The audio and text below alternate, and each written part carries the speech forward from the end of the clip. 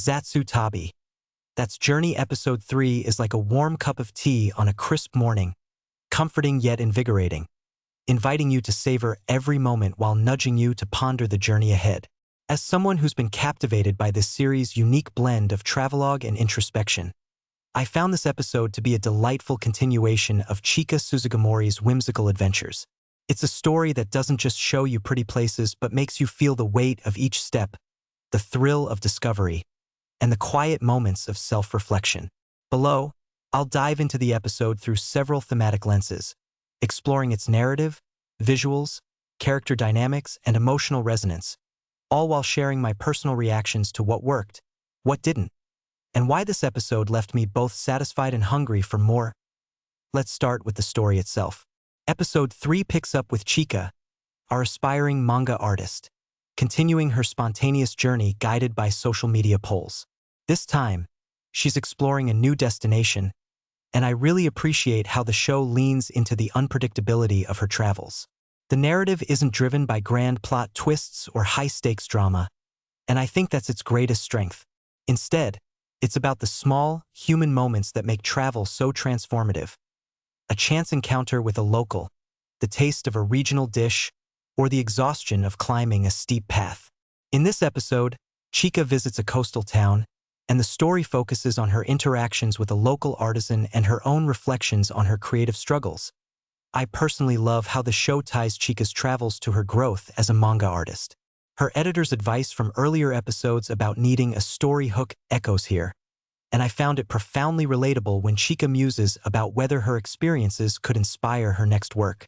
The episode doesn't shy away from showing her doubts, and I think that vulnerability makes her journey feel authentic. However, I'm against the idea that every episode needs to explicitly resolve her creative block. Sometimes, I wish the show would let her just be in the moment without tying every experience back to her manga career. That said, the subtle way Episode 3 weaves her personal growth into her travels kept me hooked, as it felt like a natural extension of her character rather than a forced plot device. One aspect I didn't like as much was the pacing in the middle of the episode. There's a segment where Chika spends a bit too long wandering through the town, and while the scenery is gorgeous, I felt the story dragged slightly. I don't think it needed quite so many lingering shots of her walking. A tighter edit could have kept the momentum going, especially since the later scenes with the artisan were so engaging. Still, I anticipate that the show is building toward deeper character connections, and I'm excited to see how Chika's experiences in this town shape her perspective in future episodes.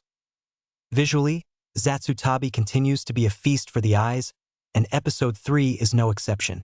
The coastal town is rendered with such meticulous detail that I could almost smell the salty air and feel the breeze. The animation, handled by Macaria, captures the rugged beauty of the cliffs, the sparkle of the sea, and the quaint charm of the town's narrow streets.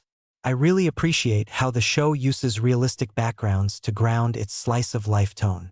It's not just pretty for the sake of being pretty.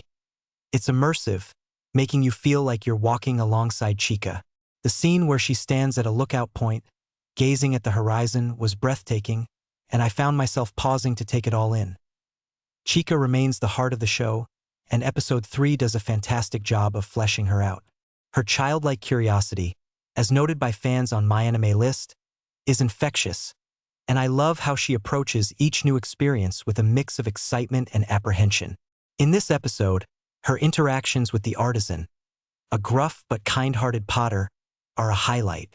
Their conversations about creativity and finding beauty in imperfection hit me hard, as I've struggled with my own creative pursuits.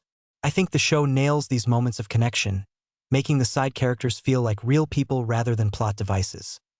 That said, I'm a bit skeptical about the introduction of another friend from Chika's past, Koyomi, who makes a brief appearance via phone call. While I appreciate the show's attempt to build out Chika's social circle, I didn't like how it felt shoehorned in. The call interrupted the flow of Chika's solo journey, and I don't think it added much to the episode's core themes. I also anticipate that Koyomi will join Chika in future episodes, which could shift the dynamic away from the solo travel I've come to love. I'm not against group dynamics, but I hope the show maintains the introspective tone that makes Chika's solo adventures so special. The artisan, though, was a standout. His grumpiness gave way to warmth as he shared his craft with Chika, and I really appreciated how their bond developed naturally. It wasn't overly sentimental, which I think is a strength of the show. Zatsu Tabi doesn't force emotional beats. It lets them unfold organically. However, I wish we'd gotten a bit more backstory for the artisan. His wisdom felt profound, but I personally don't understand why the episode didn't give us a glimpse into his own struggles. A little more depth could have made their connection even more impactful. What sets Zatsu Tabi apart from other slice-of-life anime is its emotional honesty, and episode 3 delivers in spades. I also really liked how the episode explores the idea of imperfect journeys.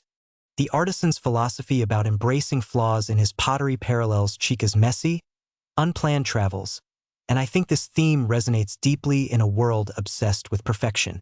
It's a reminder that the beauty of life lies in its unpredictability, and I felt uplifted by that message. However, I didn't like how the episode ended on a slightly ambiguous note, with Chika questioning whether she's any closer to her goals. While I appreciate the realism, I think a touch more closure would have made the episode feel more complete. I'm not asking for a neat resolution, but a hint of hope would have left me more satisfied. ASA travel anime. Zatsu Tabi doubles as a love letter to Japan's lesser-known locales, and episode 3 is a shining example. The coastal town, with its pottery traditions and seafood-heavy cuisine, feels like a real place you could visit, and I love how the show includes practical details like train routes and local specialties. It's educational without being preachy, and I think it's a great way to spark wanderlust. The episode's focus on pottery also adds a cultural layer, highlighting a traditional craft that's both artistic and deeply rooted in the region's history. That said, I'm against the idea that the show is just a tourism ad, as some critics have suggested. While it certainly showcases Japan's beauty, I think it's more about the human experience of travel than selling a destination. Overall, Zatsu Tabi. That's Journey Episode 3 is a heartfelt, beautifully crafted chapter in Chika's ongoing adventure. I love how it balances exploration with introspection, using the backdrop of a stunning coastal town to delve into themes of creativity, imperfection, and personal growth.